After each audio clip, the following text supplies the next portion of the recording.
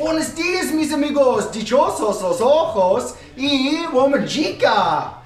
Great to see you all again. Big fat thanks for the question from Romero over in Valencia.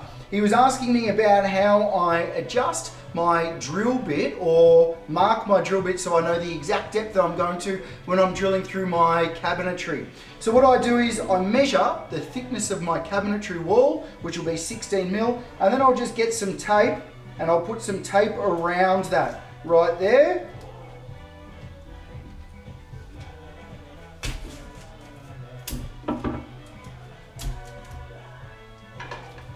And then I know the exact depth that I'm going to. My 16 mil will then just go through that, like such. Come and check, check, check. Checkity, check this one out.